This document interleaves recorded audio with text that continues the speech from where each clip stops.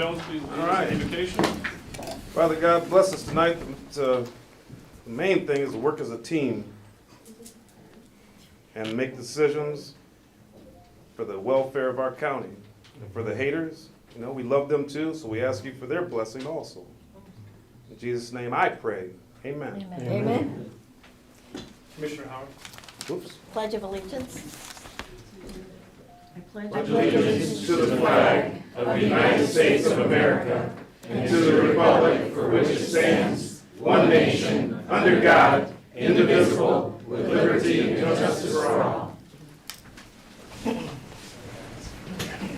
Roll call, please. Commissioner Leyland. Present. Commissioner Lawrence. Present. Commissioner Locke. Here. Chair Jones. Here. Commissioner Howie. Present. Commissioner Barrera. Present. Commissioner Marquetti. Here. And Commissioner Lee. Here. If nobody has any objections, RJ's prepared Commissioner Lee's prepared a statement he'd like to read. Everybody good with that? Yep. Okay, is there anybody in the overflow room, or is everybody in here? I just want to make sure that it kind of gets heard. Everybody's right here. I just came from there. Okay. So, just kind of a quick thing.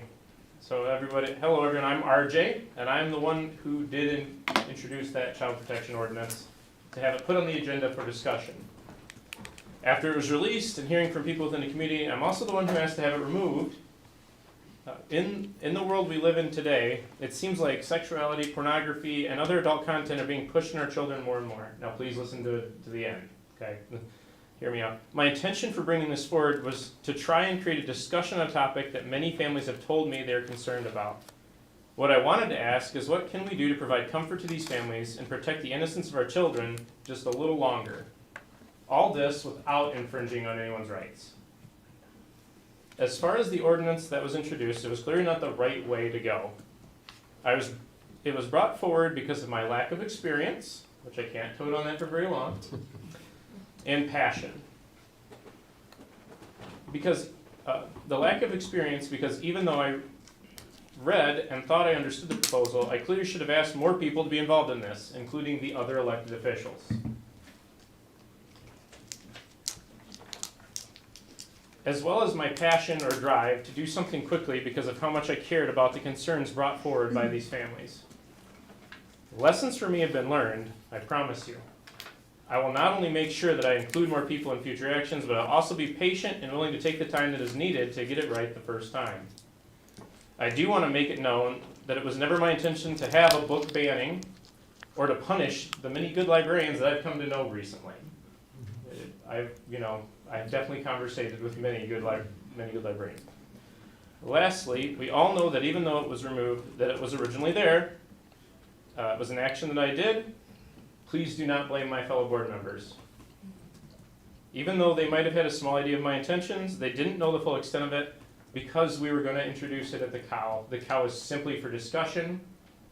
No way does it guarantee that it goes forward out of our cow to our agenda. This was an action that I did because I care about the people in the community, and I will listen to everyone. Thank you. Thanks, RJ. Thank you. We will now move into the public comment section. Just a reminder, there's a 3-minute limit. No personal attacks on any one commissioner. You can address this as a whole board. And whoever would like to go first, please do so. Go ahead. Sorry, I can't see you over the podium. Yeah, we're gonna move this because it's in people's legway. There you go.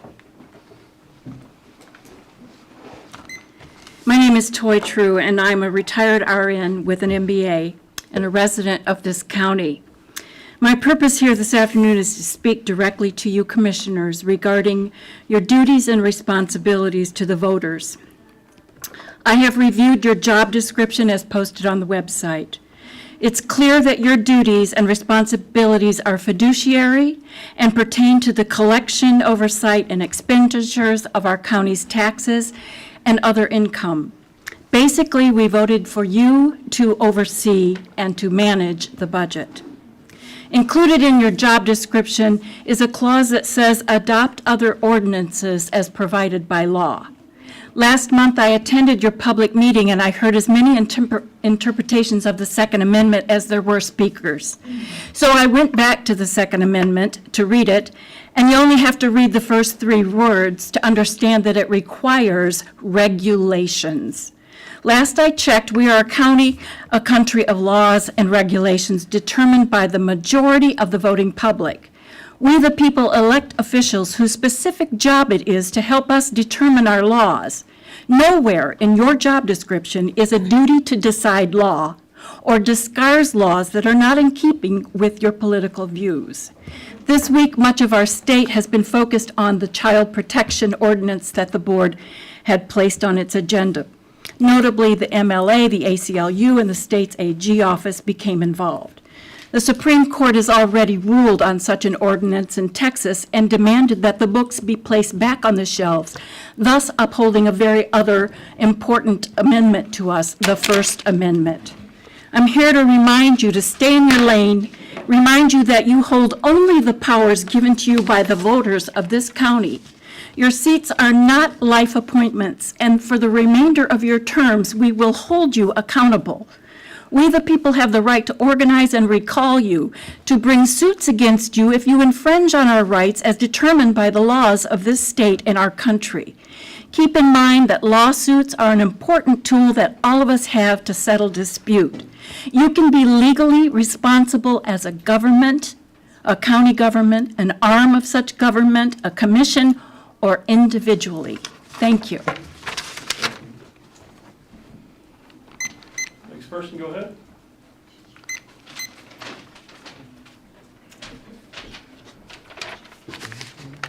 Hello, my name is Barbara Gordon, and I am Director of Cass District Library. On behalf of the Library Board, I would like to read the following statement. Cass District Library is happy to see that the proposed Child Protection Ordinance has been removed from the Board of Commissioners' agenda for this evening's meeting. The library does not believe the Board of Commissioners had the legal authority to enact the ordinance proposed. Consistent with the American Library Association and the Michigan Library Association, Cass District Library both supports the right of all parents and guardians to direct their own children's use of the library and upholds the constitutional promise to protect the freedom to read and the right of access to information. Thank you. Next person.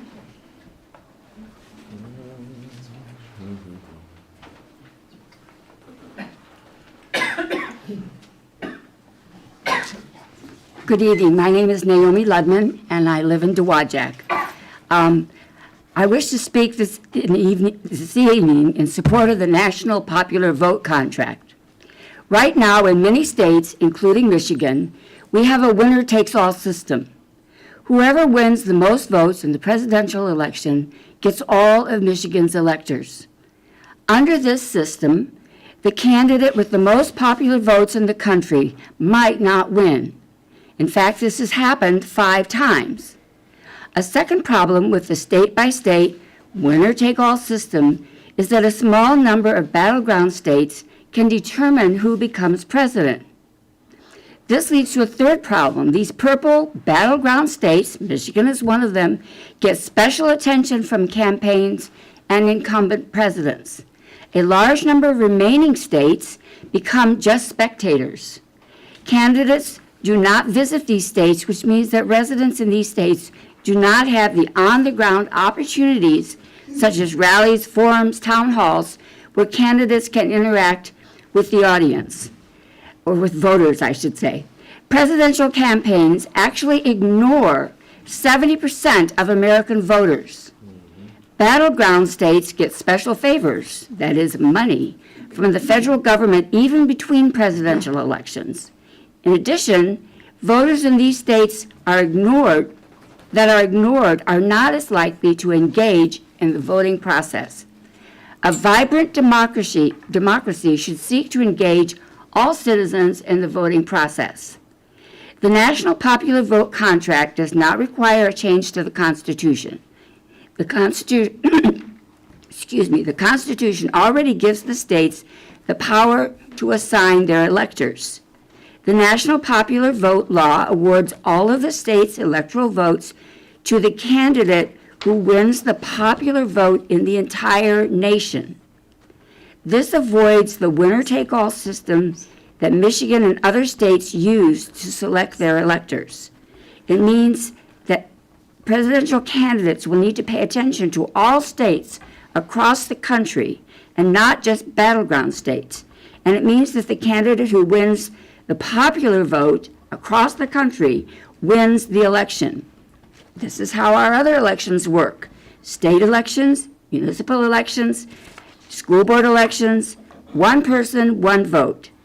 Michigan should vote to join the National Popular Vote Contract. And I would just like to say that I want to applaud my colleague, friend, Toy True, and support her comments about, the issue of you as commissioners looking at what your job descriptions are and staying to those things. Thank you. Thank you. Next public comment, go ahead.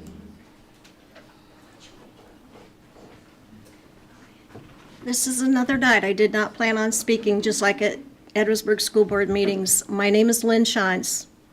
I want to ask the audience, have you watched any of the parents online go in front of their school boards and talk about these books that are in the libraries that their kids have to read? Have you done that? Have you gone to grassrootsarmy.com and seen these parents? They talk about these books. The books contain pornography. The books contain pedophilia. The books contain incest. The books contain pornography. This all goes along with comprehensive sexual education. And if you guys don't know about that, you really need to dig into it. I've been digging into this stuff for at least since 2008. I know about critical race theory. It is written and hidden in Common Core. Common Core should have never been into any of our schools.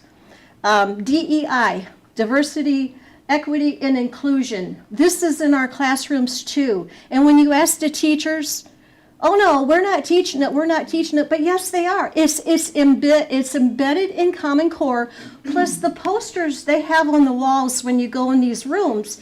The kids start asking about the posters, so then the teachers start talking about it. The posters are involved in DEI. The posters are involved in CRT, but then the teachers say, oh no, we didn't bring it up. This is what the kids brought up.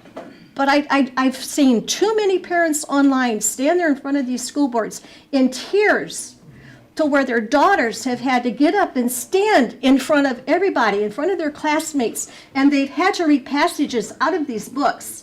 I'm not banning the book. What I'm saying is, leave them in the public library, get them out of the public school. I mean, those books, most of them for kids that are 18 and over, they have to be in adults, in my opinion. That's my opinion. But I'm telling you, if you have a little 10-year-old and she goes to the library and she picks up a book about incest, about another little 7-year-old, what's that going to do to her morally? We have to get them out of the school. That's all I'm saying. That's my opinion. You don't have to agree with me, but I will say, Ma'am, please. your time is up. Thank you. Thank you.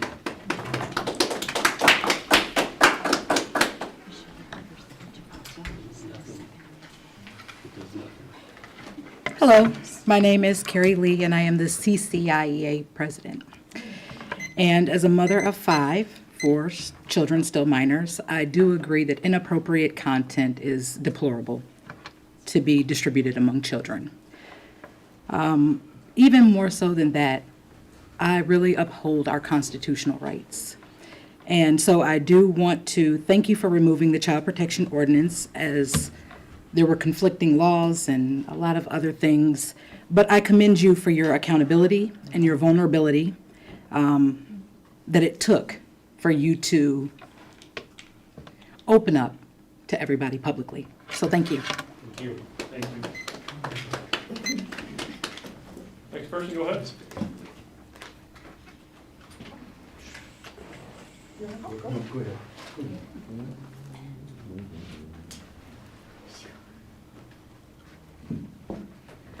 Hello, my name is Lois Cole.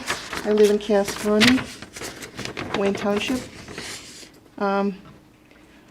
So I'm just here at my one page, trying to keep myself on track so I don't forget anything. But regarding the resolution to oppose the National Vote Compact.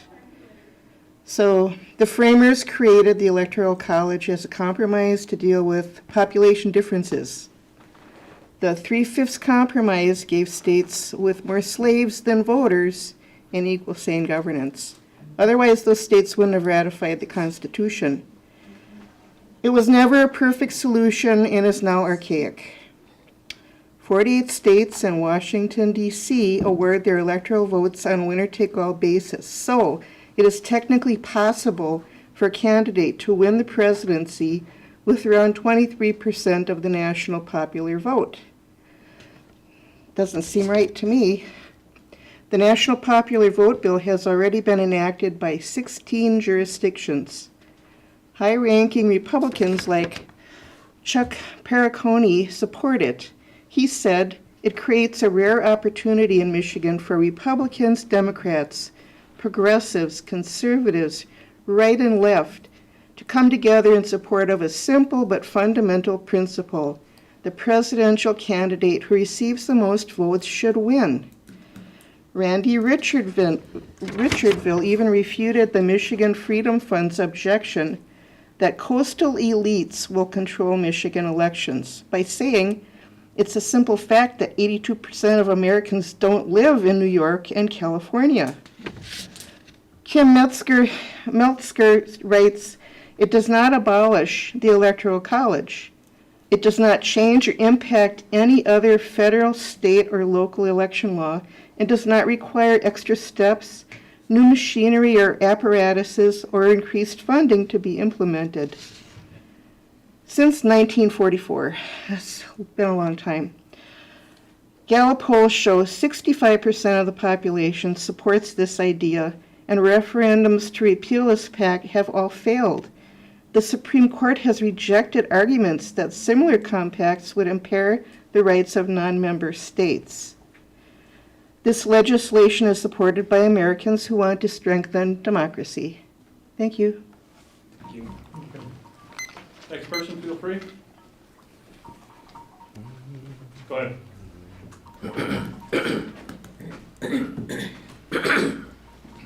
My name is Roger Boyer. I'm from Porter Township. Ladies and gentlemen, I never believed I would live to be old enough to see the changes that are being thrust upon us here in Michigan and elsewhere in the United States, but I have. And it seems the only way we have to peacefully fight against these efforts, many of which are unconstitutional, is through our local efforts. Hence, we are here today, I am here today, again to ask you to consider supporting another resolution which some people feel is not your job. I'm here today to briefly but firmly state my support for you to pass a resolution expressing opposition to the Michigan legislature and the governor passing a law that will enter Michigan into the National Popular Vote Interstate Compact. Here are my reasons. Voting for the President of the United States is one of the most sacred freedoms that all Americans have enjoyed since the very founding of the country.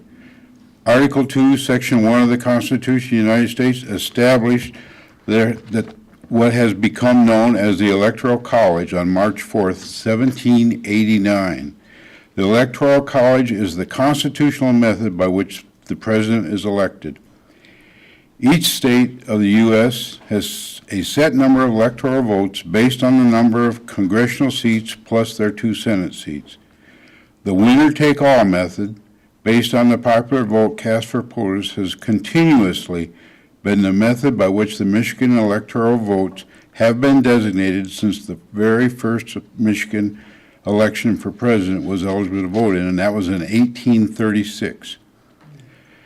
Allowing Michigan to become a member of the National Popular Vote Interstate Compact will essentially disenfranchise duly registered Michigan voters. Any change or agreement to change this longstanding and prescribed method of casting Michigan's electoral votes by entering into this pact or any other agreement or compact is unconstitutional. If people want to change this, I can understand that. But if they want to change it, change the Constitution. There's a reason it has not ever changed. They can't get enough support to change the Constitution. When that is changed, we'll vote the different way. I thank you for your consideration, and I would like to make one more statement, if I got time. 20 seconds. 20 seconds. I do not understand all the fuss regarding the child protection thing. I get it that there may have been some errors and so forth, but basically all it did was telling people, commissioners and others, what your responsibilities are under the law. And I applaud you for trying to do that. Thank you. Time, thank you.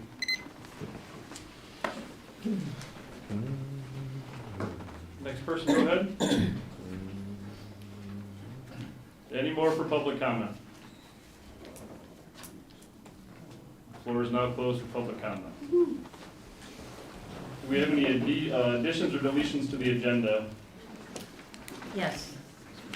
I make a motion to approve agenda as amended to include new business for the Marcellus Township vehicle.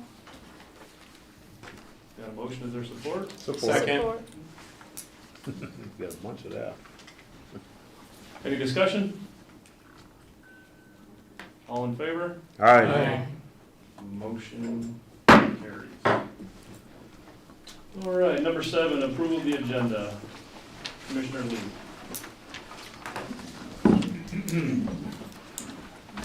Let's give them a couple minutes. Those that would like to leave, feel free. We'll hold up for a second. Thank you all for coming.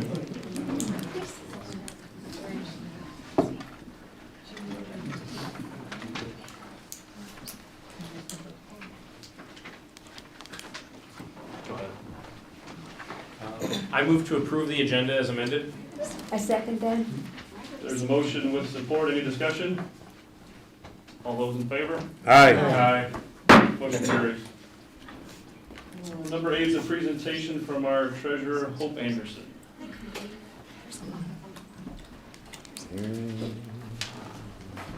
Good evening.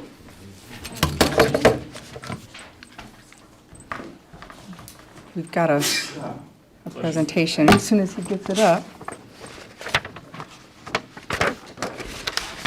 All righty. Forfeiture and foreclosure report for 2023. There we go. Each March, local treasurers settle with the county treasurer and buys their delinquent taxes. So the local units has their full operating budget. The county treasurer then becomes the collection agent for those funds. The delinquent tax revolving fund must be prepared each year to buy the delinquent taxes. The great news is Cass County is self-funded for our delinquent tax revolving fund, and I hope we always stay that way. Money is advanced to ensure stable operations for all the local units of government, the Council on Aging, the ambulance, fire, 911, state education tax, libraries, ISD, community colleges. The next slide will show you the trends for that delinquent tax. So this year, the number of parcels that rolled delinquent were 73 fewer than last year. The dollar figure for that amount was just about the same. So it's right around 5 million. It was slightly, about 1% decrease from last year. But that's how much we pay out for delinquent taxes each year, about $5 million. So that will show you the trend. Even though we've had fewer parcels, the blue shows you the number of parcels that, so even though that's for decreasing, that line at the top shows you that the actual amount of that, the taxes, is actually pretty consistent, around $5 million. The foreclosure process is, by law, the Property Tax Act, it requires me to, it's all about due process. It is, we do title work, we do a 40-year title search on any parcel that is in forfeiture. That means it's at a high risk of foreclosure. And we make sure that all interested parties are aware that this parcel is at a high risk of foreclosure. We send out 20-plus notices, first-class notices, certified notices, personal visits. We post it in the newspaper twice. And here in Cass County, we actually go above the statutory requirements for notice. I actually visit each property to talk to owners or post notice. The week before foreclosure, I think I reported to you, we still had 70 parcels at high risk of foreclosure. Our number one goal is to prevent tax foreclosure, property tax foreclosure, and keep families in their house. I value home ownership. And the next slide will show you the results of that. That line shows you how this year we foreclosed on 19 parcels. And that number has steadily gone down each year. That's the lowest that I can see ever on record.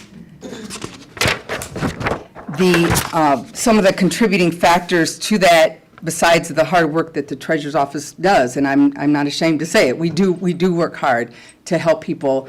The last day, we had an 81-year-old in Penn Township. We didn't know how to get a hold of her, but she's owned this house since 1976. And she was within hours of foreclosing. And between the Penn Township officials, Cass County officials, we found her. And she came in, and she did qualify, by far, for a hardship extension. She was able to make a payment that day, and she's going to make a payment every month. But she was able to keep her home that she's owned since 1976.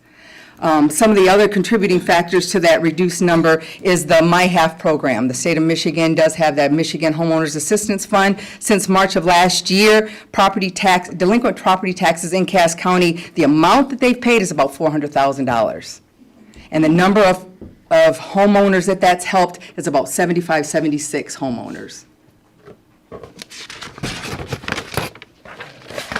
So that 19 parcels that we foreclosed on, that is the breakdown of where they're at. 1 in Calvin Township, 2 in Howard, 1 in LaGrange, 2 in Village of Cass, 1 in Marcellus, 1 in Village of Marcellus, 1 in Village of Edwardsburg, 5 in the Village of Vandalia, Porter Township, Wayne Township, City of Dowagiac, for a total of 19 parcels. I'll add that of these parcels that foreclosed, at least 7 of them, they just said, we're not paying the taxes, we do not want it. So that's just not uncommon. They clearly were not going to pay the taxes, and they said, I don't care what you do with it. So the only process is to clean that title is to actually do a tax foreclosure, and then it'll go to tax sale. So of these 19, the Property Tax Act spells out that there is a right of first refusal. It first goes to the state of Michigan. They can purchase any of these parcels for the fair market value.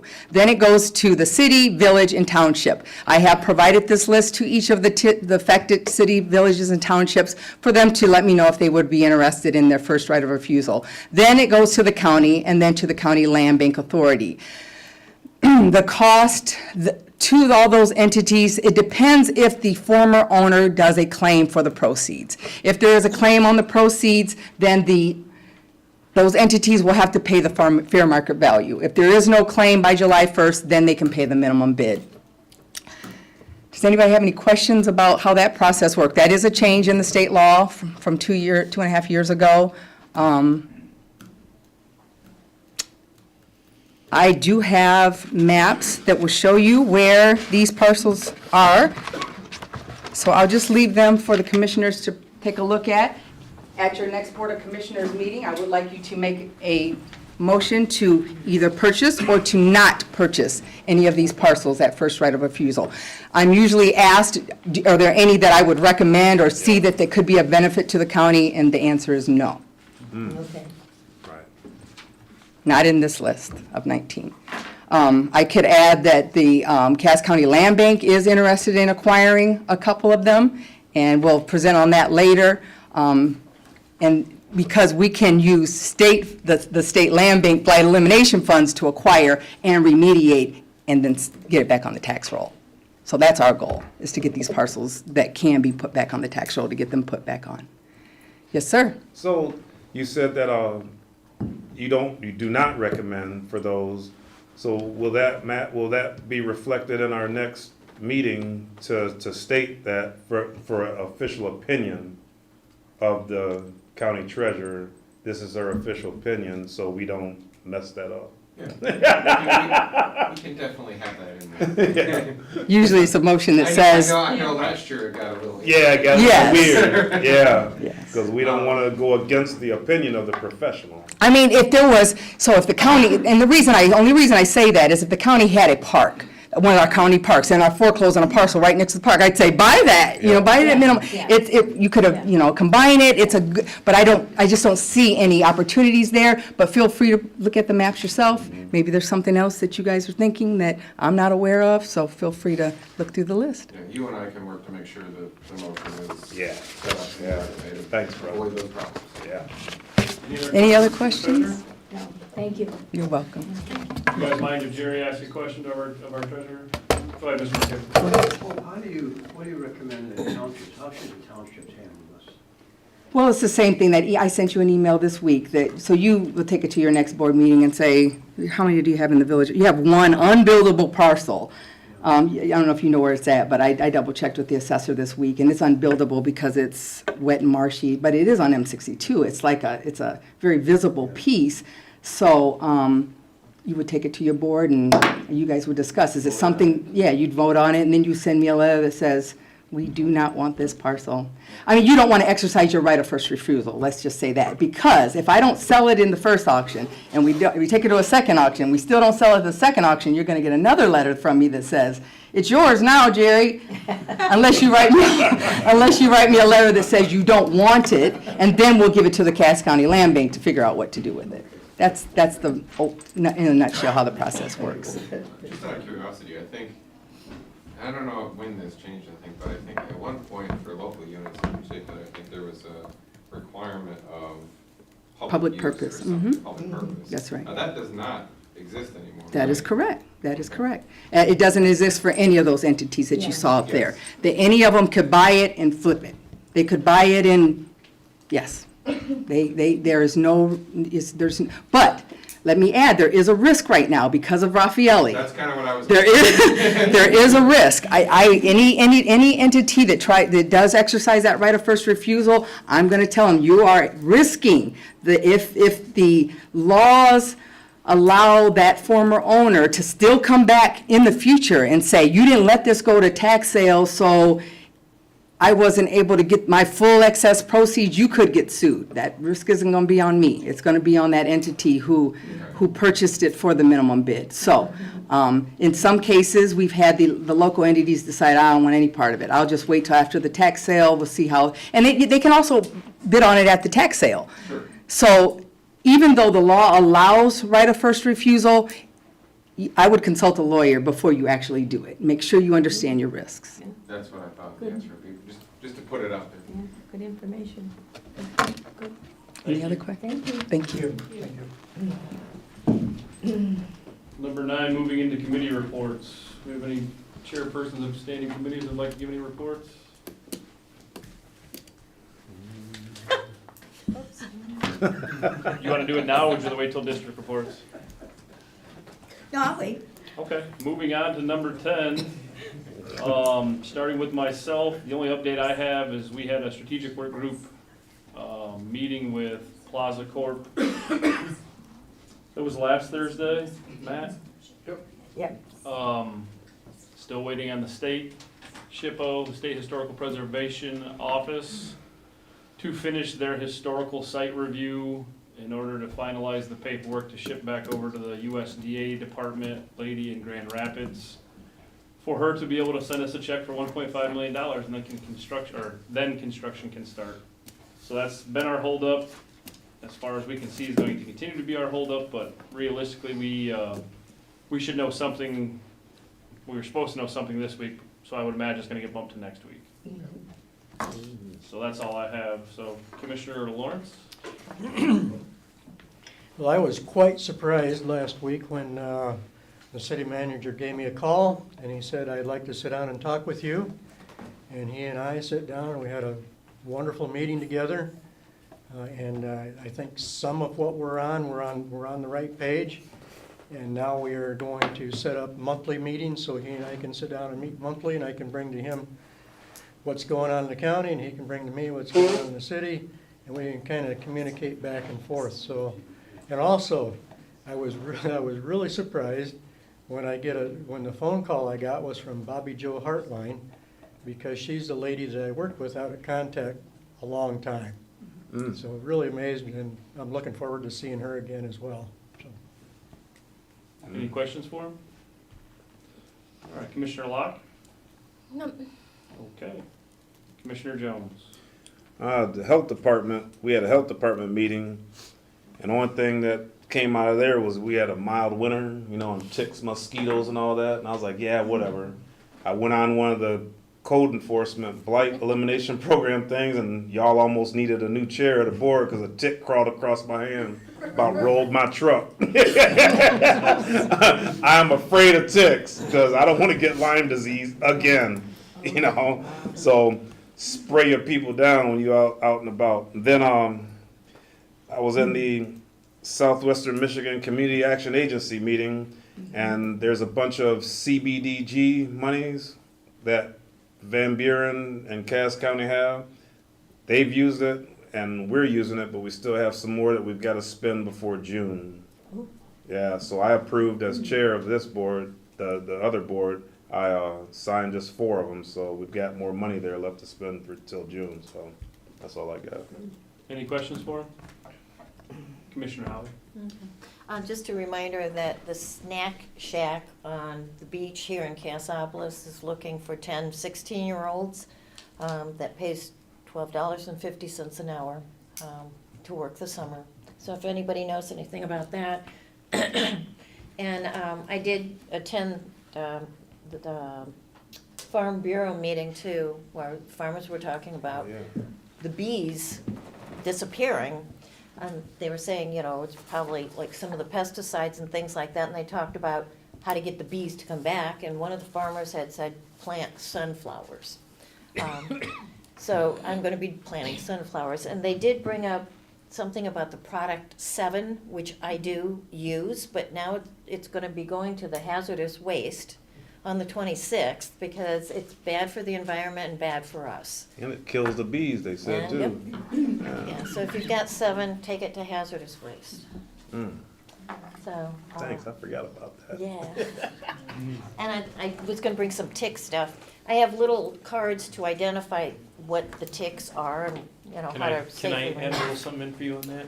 So it's just kind of a thing. If you have an issue with insects, marigold spray actually works at preventing insect issues. So marigolds are natural insect repellent. That's why you plant them in your garden. Yep. Anything else? This Saturday is National Drug Give Back Day.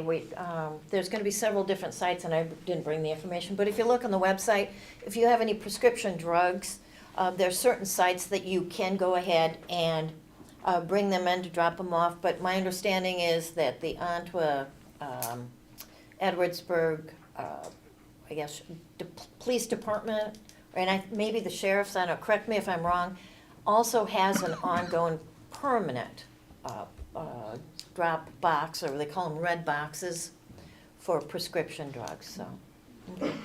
I hope I didn't step on your toes. Not at all. Not at all. Any questions for him? Commissioner Barrera? No, nothing at this moment. We have the economic development meeting next week where I invited Julia Wall from Market Van Buren to join our meeting. I'm excited to meet her and bring her to the table. And I hope that we can move that meeting from quarterly to monthly. Thanks. Any questions for him? Good. Commissioner Marquetti? I'm going to shorten mine because we've had a pretty long meeting so far. So March 21st, I attended the local government summit put on by Market Van Buren. Then the next day, the County Planning Commission met and we approved 2 text amendments to the Calvin Township ordinances regarding a crematory. We further discussed the master plan with our planner, Carl Baxmeyer, and we have 3 townships, Pokagon, Wayne, and Volhynia are joining us, and the village of Vandalia. On April 4th, I attended the Mishta Housing and Community Development Fund a meeting along with Administrator Newton and Treasurer Anderson. There is money available to develop housing, but I know that Matt's going to talk about it, so I'll move on. April 13th, we had a courthouse meeting with John Walsh to review the locations of the IT server and the generator. Also on April 13th, the policy committee met, and the topics of discussion were disbursement claims policy, fraternization and nepotism policy, exit interviews and stay interviews, and an internship program. Let's see. HSCC met April 12th, 2023, and we had a presentation by Tony Lesterson, who is the Veterans Program Manager for the Red Cross. And he had a PowerPoint presentation, and I asked him to send it to me so I could forward it to Chair Jones and Carrie, if she's back there. Did you hear from, do you know that Tony Lesterton? Yeah. So he said he would send me the PowerPoint, but I don't have it yet. On April 18th, the Southwest Michigan Planning Commission met, and the highlight of that meeting was that John Egelhoff gave us a list of assets and gems in the Tri-County region, which is Berrien, Van Buren, and Cass, and then he asked us to come up with some big ideas and things we'd like to see happen. And on the list was Lawless Park, so I was able to request some improvements and additions to Lawless Park, so we'll see. On April 19th, I attended the county leaders meeting along with Commissioners Lee, Howie, and Berea. Matt Newton, Tammy Stewart, Ambrosia Neldon, Bob Thompson, and Manny De La Rosa were all there. It was a great meeting, well attended. We had 5 supervisors at that meeting. So that's it. Any questions for her? Commissioner Lee? I currently have nothing to report. Okay. Does anybody need a quick break for a few minutes? Is everybody good to roll? Good to roll. Good to roll? Not good to roll? Good. Good. Okay. Number 11 is the administrator report. All right, I guess first and foremost, I hope that the change in the format for my report has been good for everybody. I think it's a great way for me to give a little more insight into what we're doing, and I think it allows commissioners to see that and the public when they look at the packet, so I've been excited about it. I think it's a good change. I'll piggyback off of Vice Chair Leyland a little bit, that we're hoping the historical courthouse SHPO stuff does come back in the next couple days. I'm hopeful that Vice Chair Leyland can give another update at our next meeting about where we stand on it, so fingers crossed. But in the meantime, I think there's been, I guess the one thing I wanted to mention, and I think Commissioner Marchetti touched on it as well, is there's still a lot of work that's been going on in terms of trying to iron out everything with the construction process so that once we do get everything in place, everything can get started full swing. We don't anticipate that right now there's been any real delays in terms of the schedule. We're still looking at a spring 24 opening for the building, and that appears to be on track for right now. For the fiscal year 24 budget, we're working through that right now. Schedules in terms of how we're going to go about the planning process will be out hopefully tomorrow or at the latest early on Saturday, I believe.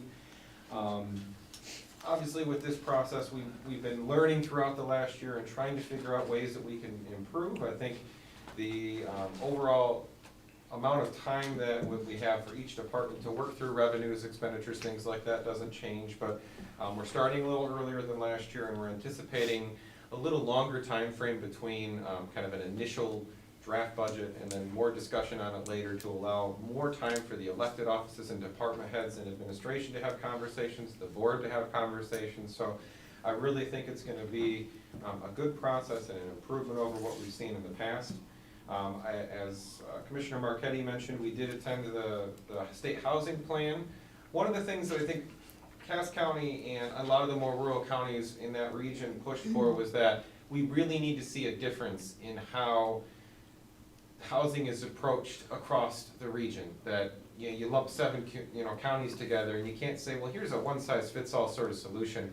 What might work in Portage or Kalamazoo is not going to be what's going to work in Cass County, and so we really put a lot of emphasis on trying to highlight that we really need to have more individualized approaches, and our rural counties really need to have representation in those processes in terms of how we're going to go about that. And so there is an avenue for the county to potentially apply to become a leader in that planning process. We're going to do that. I don't know how much avenue we'll have to be able to actually win that, but we're going to try.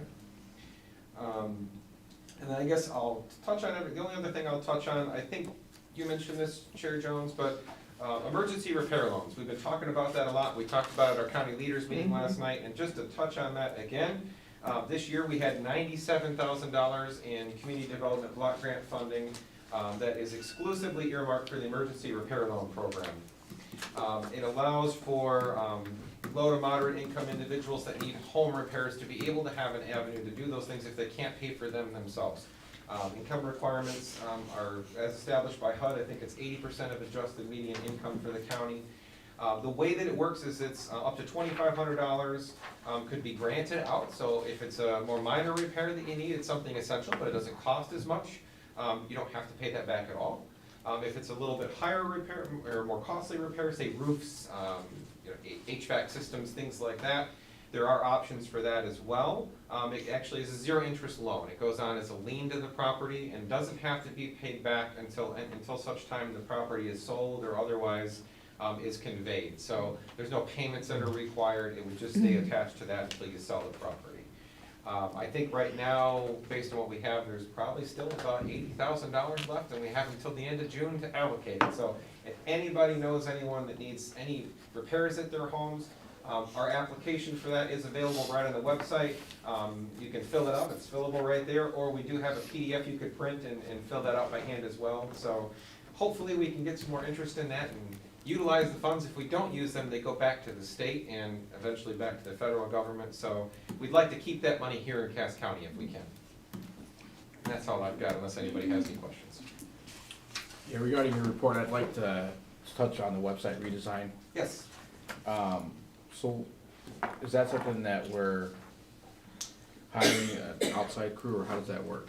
Yeah, essentially with the website redesign, it is actually part of our contract that we have with our current provider, Civic Plus. So after a certain length of time, they have a provision to allow for kind of a refresh of things. And so it's not like a complete overhaul per se.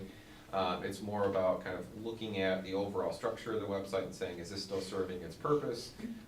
Over time, the company has come out with different modules and things like that that are a little more, I think, intuitive for people to use, and so allowing us to gain access to those. And then kind of putting a fresh coat of paint on it as well as another part of it.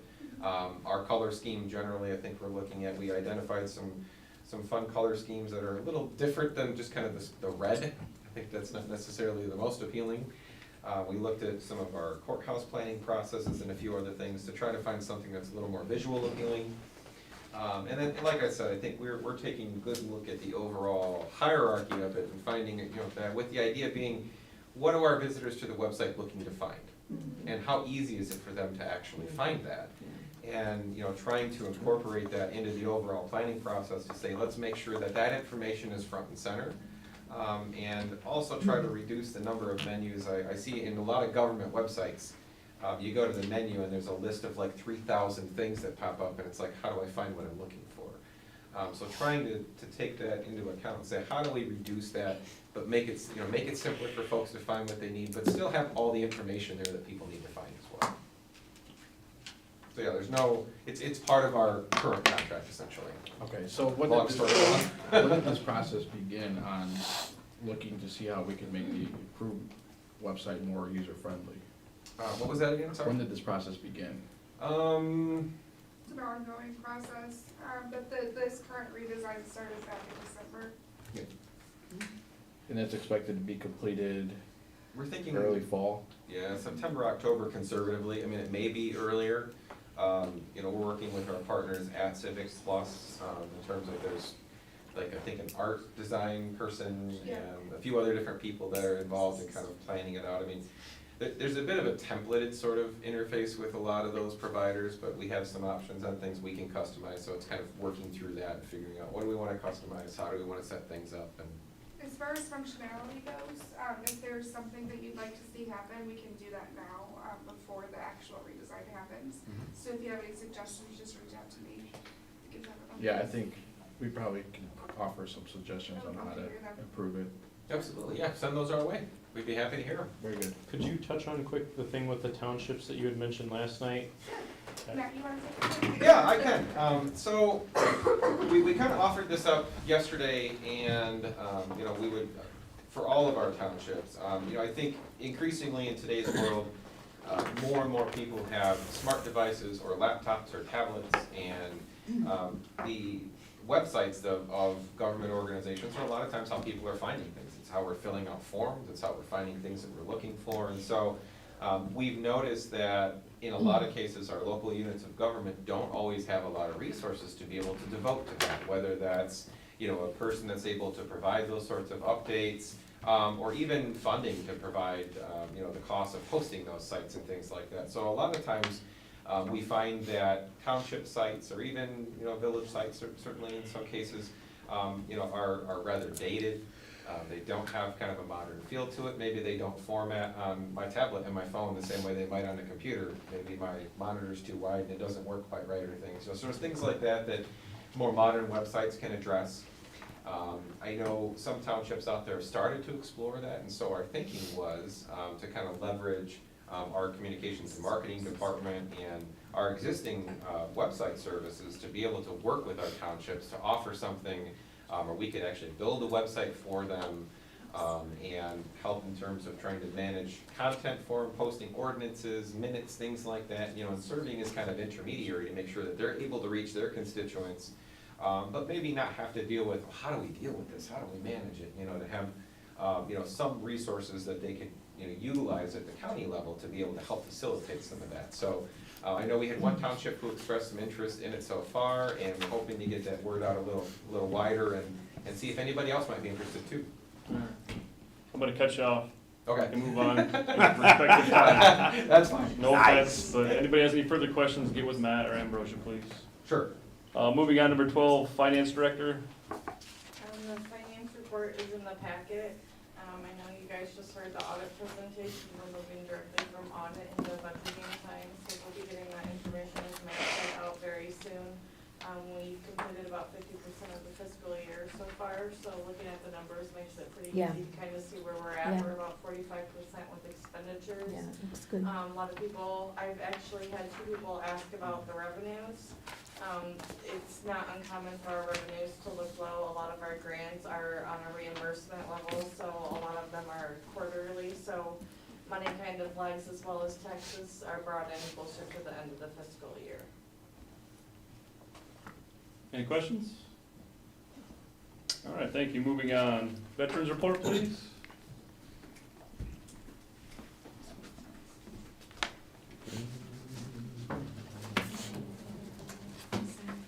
Good evening, everybody. I'll try to make this really quick.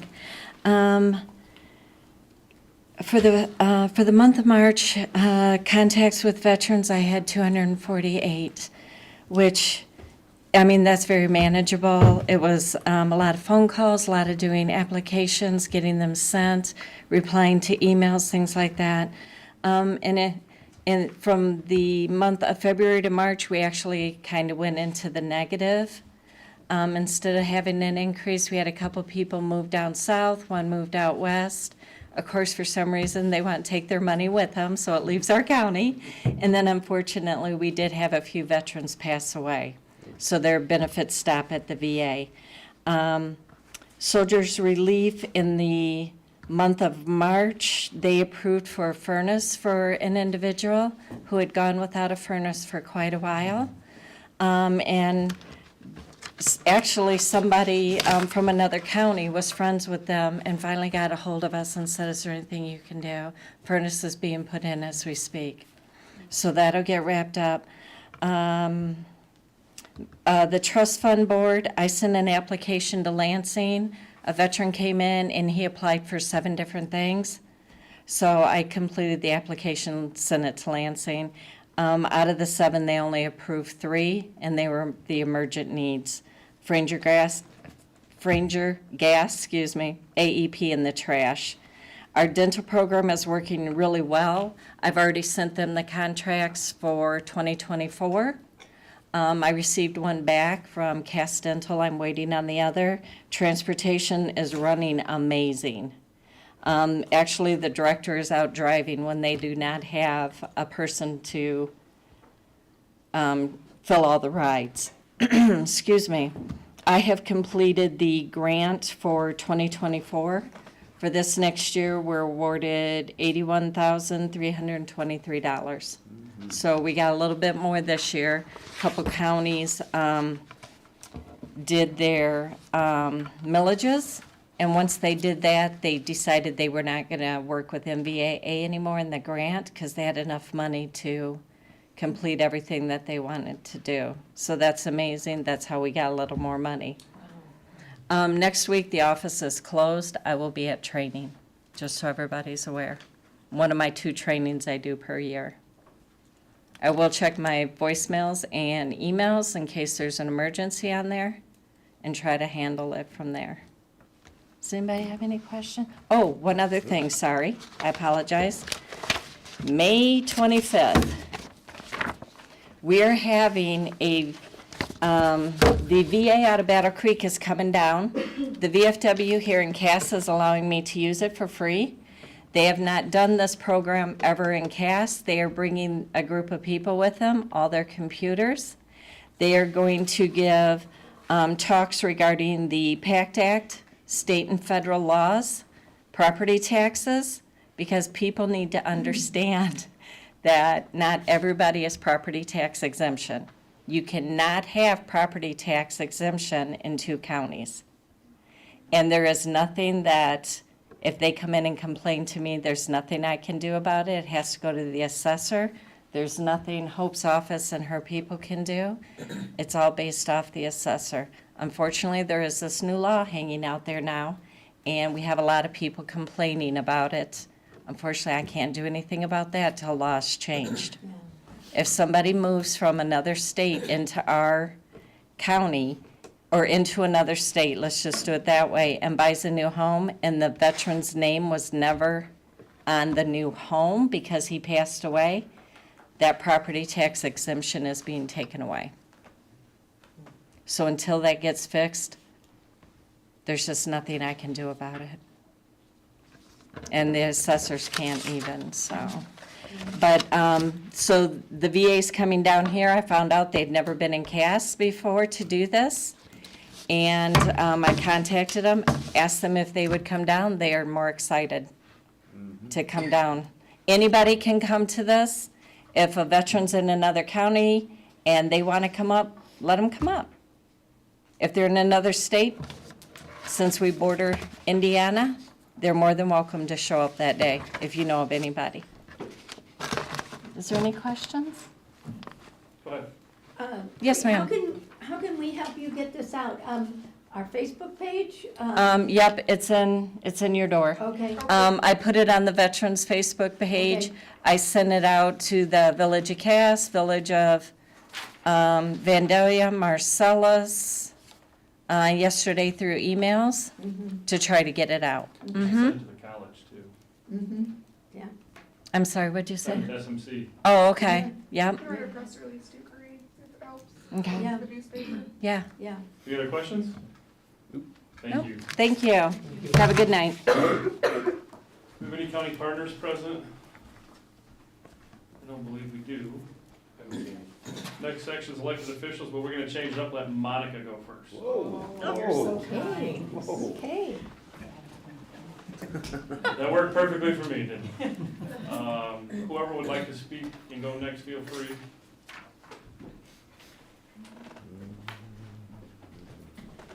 This will be really quick. I just wanted to remind everybody that Law Day is May 1st, 3 p.m. It'll be a short program because some of the other judges have court.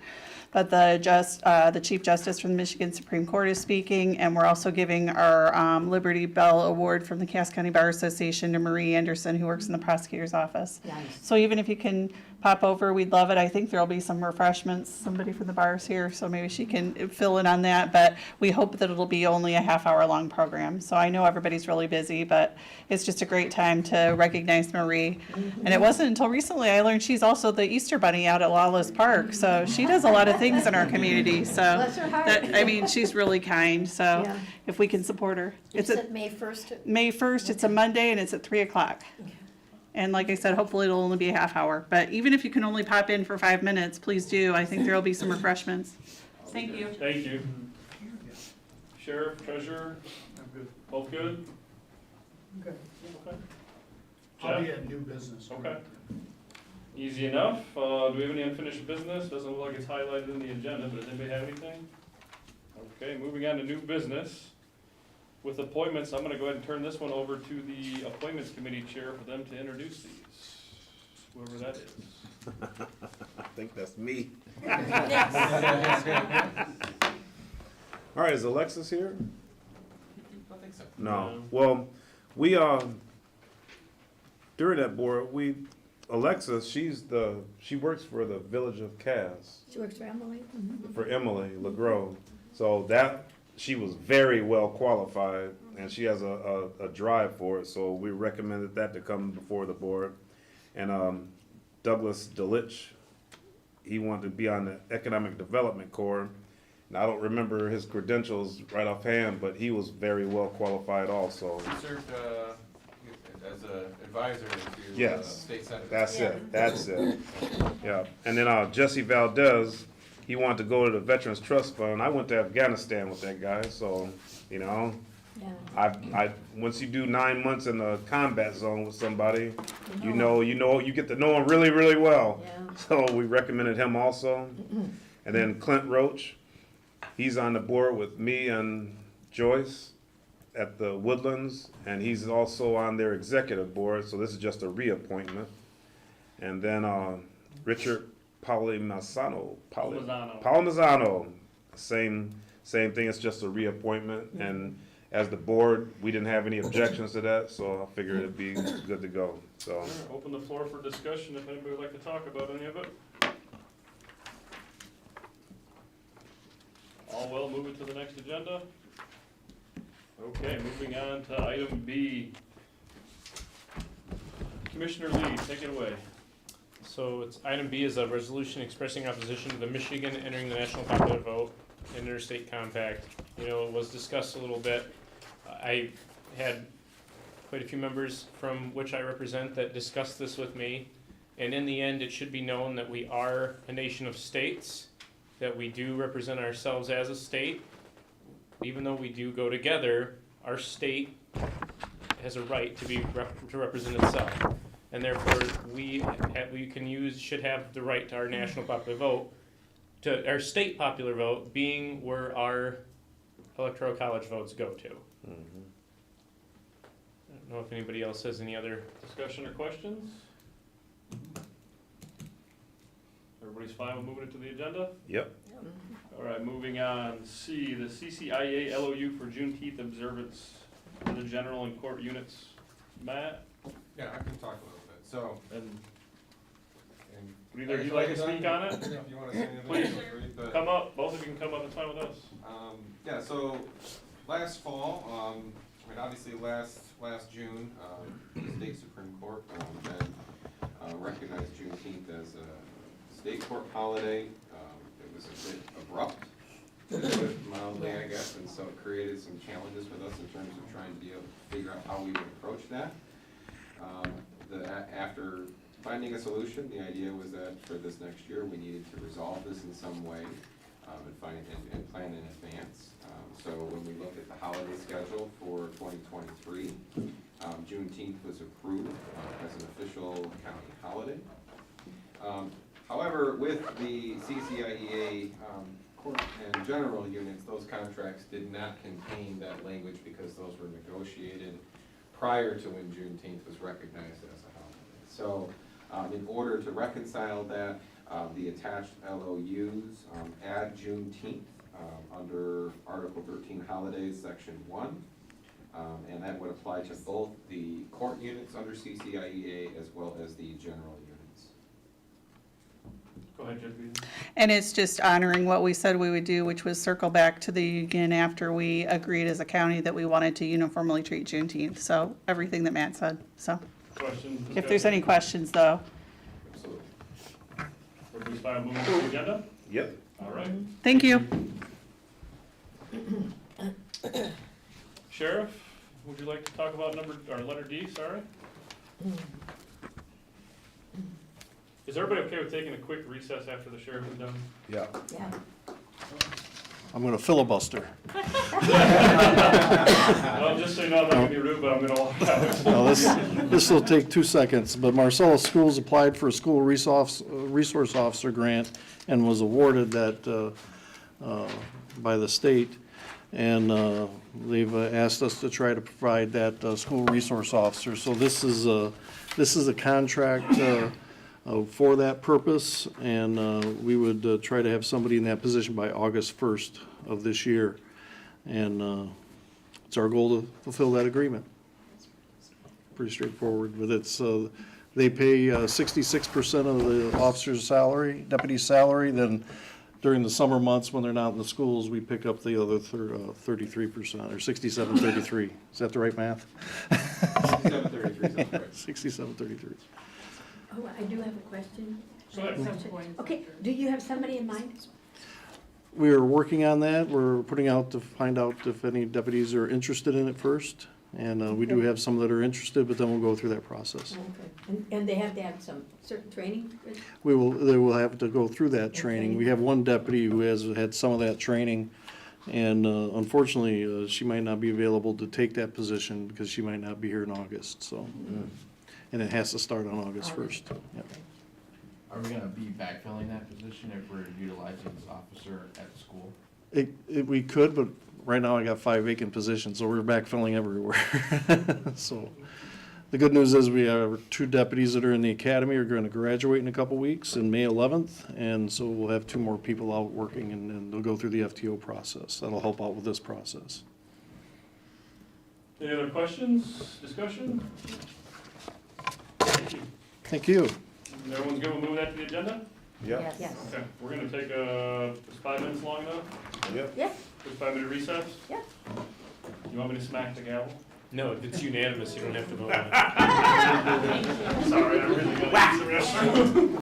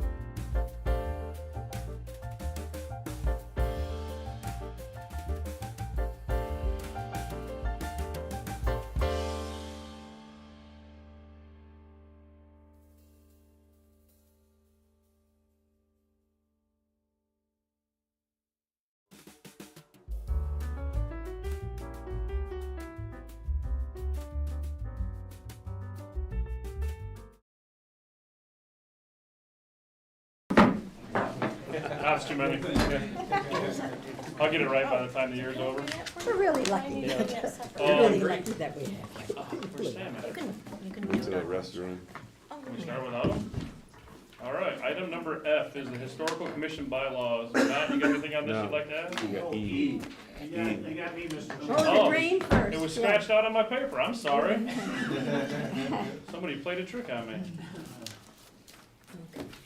Evening, board members. So I'm going to teach you a little thing tonight. Intercounty drains. That's a drain that runs between more than one county. And we have them with all our neighboring counties. This particular one's with Van Buren. And so in that case, each drain commissioner is on that drainage board, and then the Department of Ag chairs the board. Department of Ag only votes to break ties. So if the drain commissioners can work it out, then they just sit there. So this is a case that went all the way to Court of Appeals, which it's never good. That was what I received at the drain conference. Cass County's on the front page of our legislative update, but the case did prevail. So now they are engaging engineer to do, and survey to do the an initial study of the project, et cetera. And so much money, about $157,000 was spent to go all the way to Court of Appeals that Van Buren had to pay out of the drain office revolving. Hence, they need this borrowing to get this project all the way to bid. So there is a little bit of good news. The good news is that for every intercounty, there's a split between the counties. And in this particular drain, it is 65 Van Buren, 35 Cass. Yeah.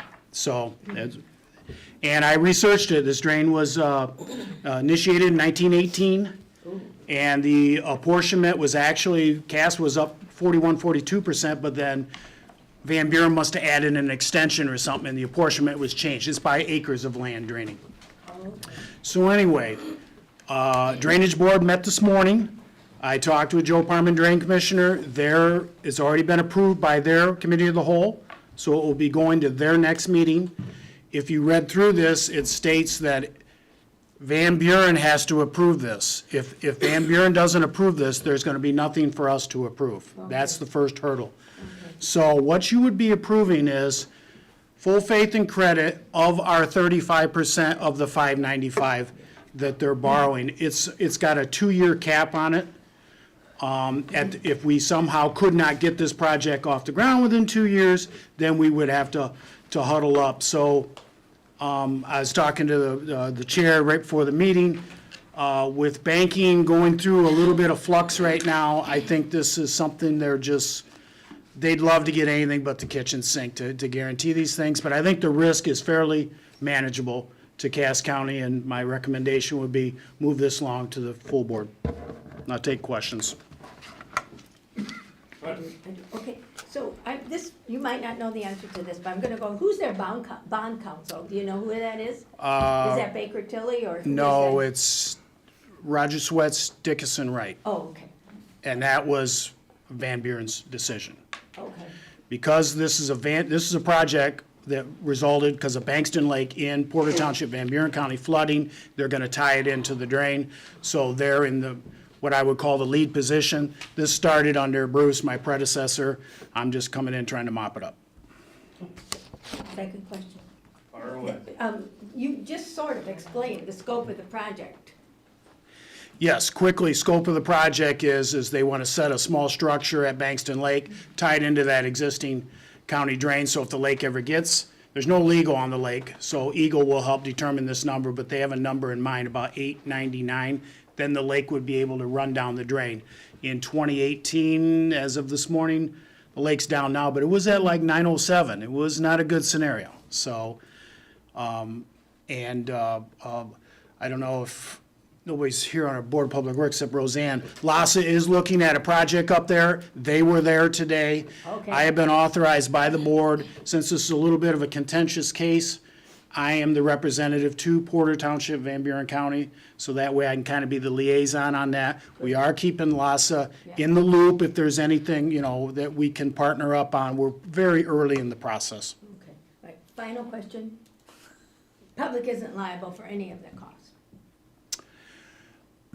on a county drain, in a rough brush stroke, every county drain in this county, 65% is on benefiting property owners, 35% gets split amongst the unit, in this case Marcellus Township, your road agencies, road commission, and county. Okay. And so that's true with every drain in this state. And so, yes, at some point, the benefiting property owners would be responsible, yes. Any other questions? I'm done. Thank you. All right. Thanks so much. That will move ahead to the agenda. Now we are to F. Go ahead, Matt. Yeah, so the historical commission adopted bylaws, or amended bylaws on March 9th, and we were sent these and brought them forward. So with any of our boards and commissions, the Board of Commissioners has final approval over those bylaws that those boards and commissions want to implement. There's a couple things, I guess, that for me on the surface that I have some questions about. Article 2, number 2, says that members shall be appointed by the Cass County Board of Commissioners as recommended by the Cass County Historical Commission.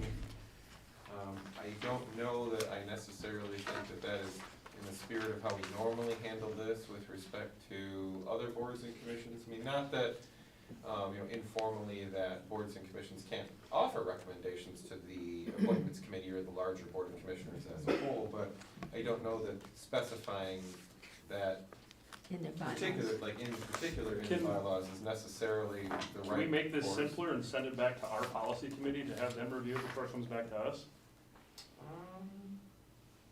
We could, I mean, I guess policy normally doesn't necessarily do bylaws, but we have one, I think there was one other time where that did happen. So I mean, I guess if the members of the policy committee would be interested in doing that, I wouldn't see an issue with that. We did that with the solid waste committee with their bylaws. Yes, that was It went the to one. the policy committee.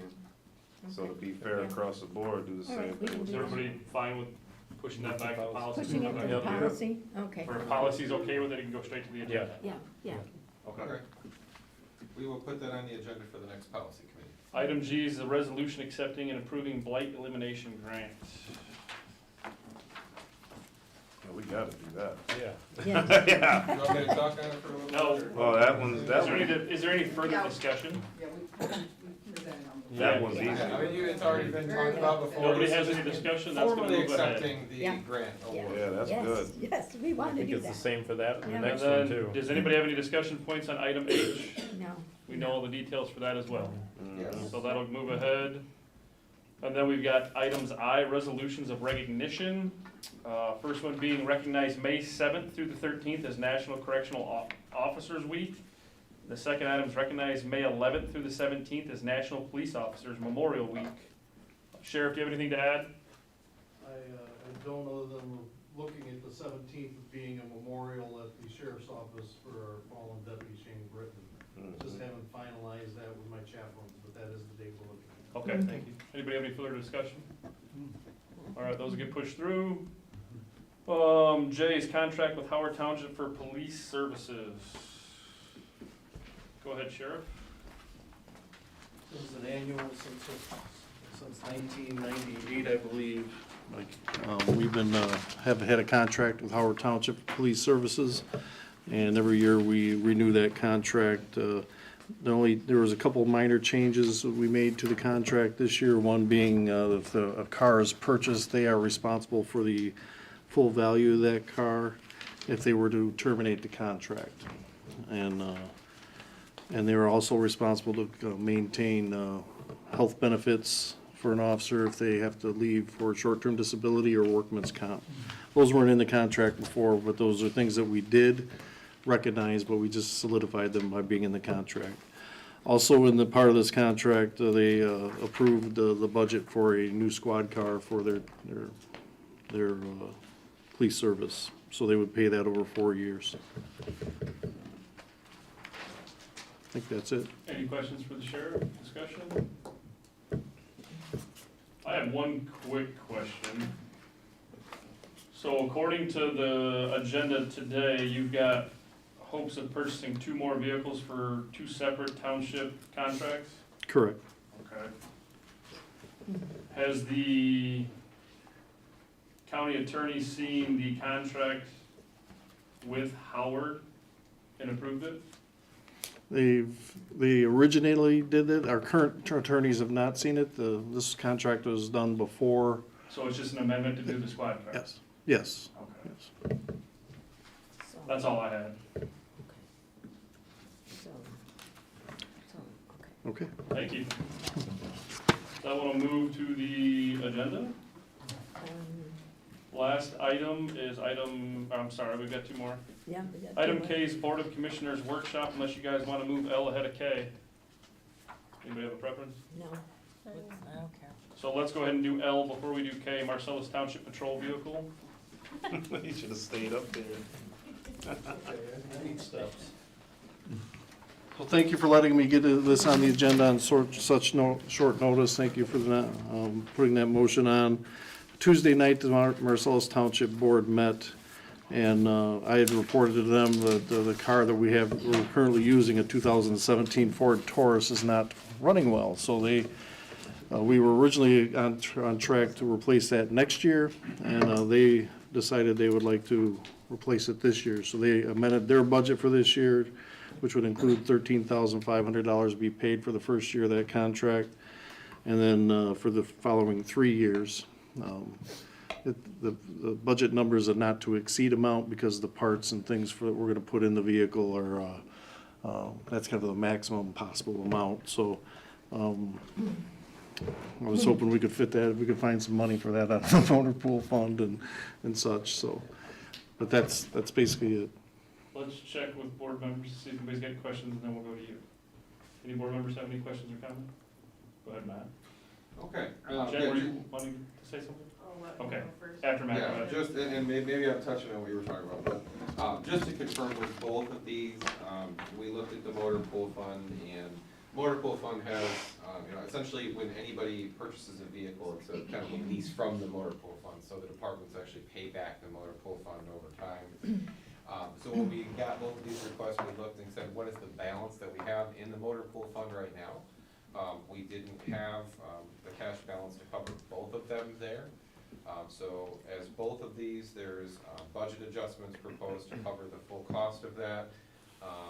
I would note, we've proposed to have that come from the general fund, but of note, in these scenarios, both of the townships are responsible for covering the full cost of the vehicles over the life of the contracts, and in the case where somebody cancels a contract, they have to pay for the full cost right there and then. So the motor pool fund will recoup that cost over time, and those funds could be then transferred back to the general fund once that happens. So you're not losing anything in that regard. So in a nutshell, the townships are using the county as a bank. I guess that's one way to look at it. I mean, essentially, the county would be purchasing the vehicles. Have we explored any up other front. options to cover those funds outside of general fund? We have not. Let me backpedal. When did we approve the 2 Tahoes, Sheriff? A couple months ago? Have those been purchased, or is that money Yes, still in the fund? they're here, they're actually on the claims for next week. They've been purchased, we have them, they're on the claims for next week. And supplies good for the ones we're trying to Yep, purchase? and I forgot to note, they're holding 2 for us right now, they're the last 2 they have that fit our specifications, so that's kind of important, because if we don't, then we gotta go into an ordering process, which could take And then we time. got the 3 RFPs because it's not state purchasing. It's all state contract, Oh, they're all, so they're all are state. there other dealerships that offer that? Yeah, it's the Berger Chevrolet, and it's state contract, but it's just, he only has 2 white SUVs with our specs on them, so. Yeah. Yeah, we'll just have to explore, if somebody doesn't like coming from general fund, we'll have to explore else we can get money, or it comes out of general fund. We could look and see if there are other options. I mean, a budget adjustment of some sort will be necessary. Right, so we'll see that when it comes to the agenda in May. Yes. If everybody's good with that, moving to the agenda, nobody has any further questions, we'll move on. Yeah. Thank you, Sheriff.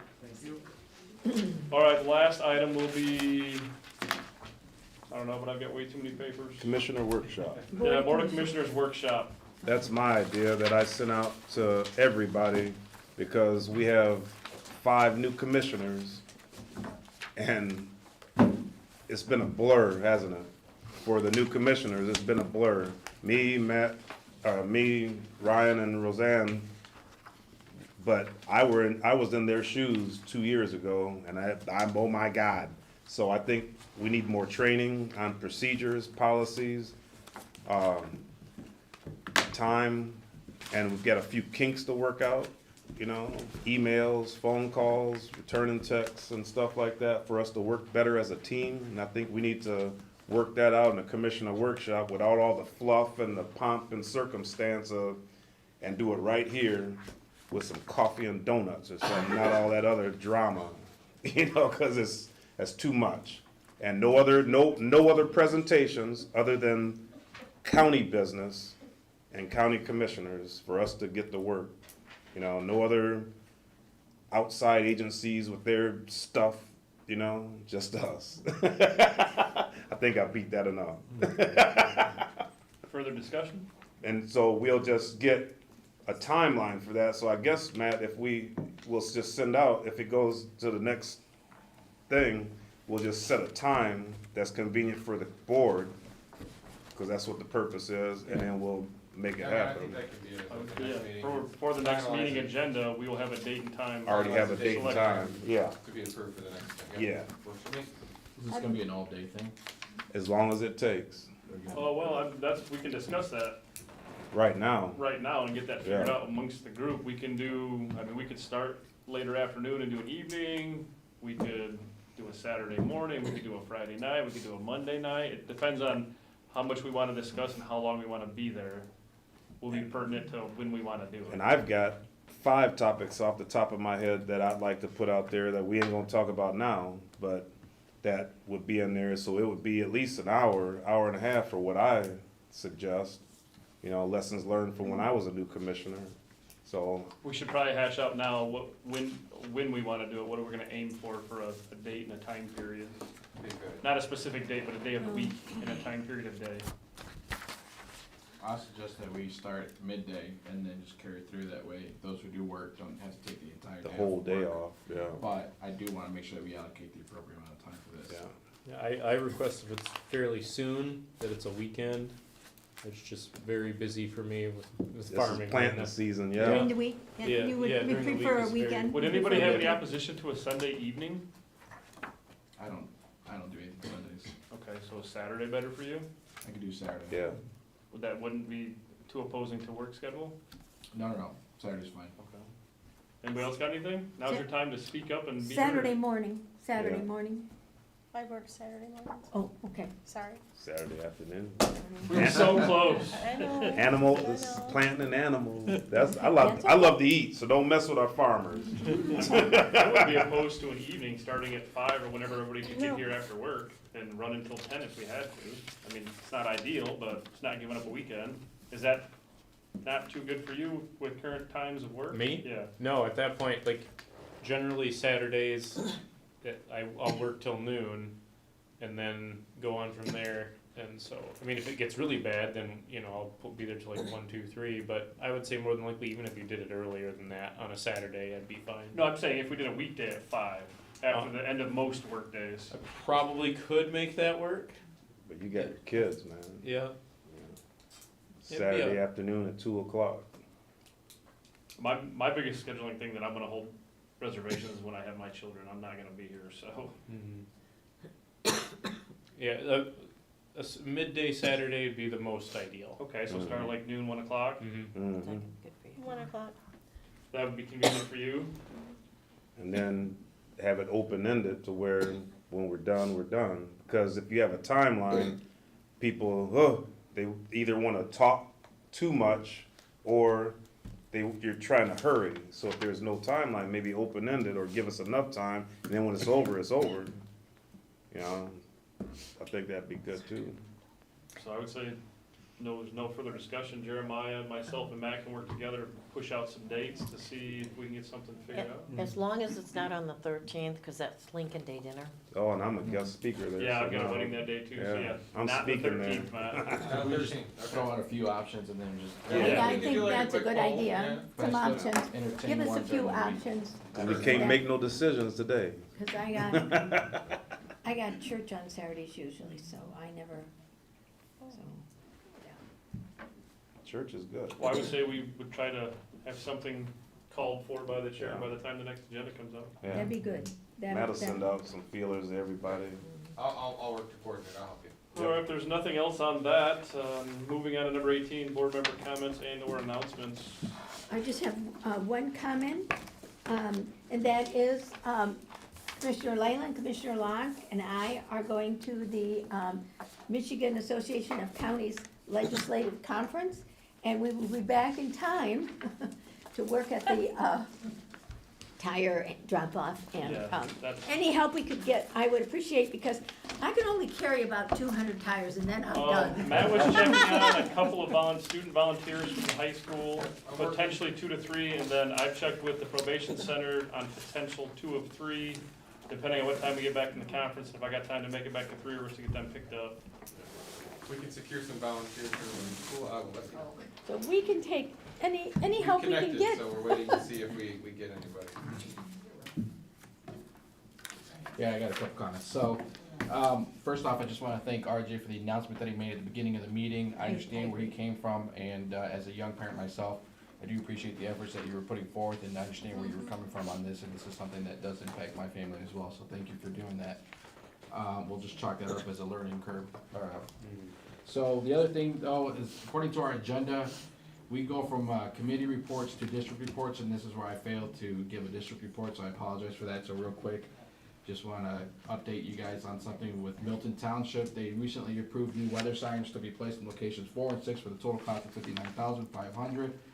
And there's also right now an open RFP for a pavilion to be built, so we're looking to get bids on a pavilion to be built behind the township. Oh, it's a nice area back there. And then the other thing I just want to discuss regarding our committee, the whole meeting, when we were having a discussion with Matt, I know that these meetings can be lengthy, especially since we have a special meeting beforehand.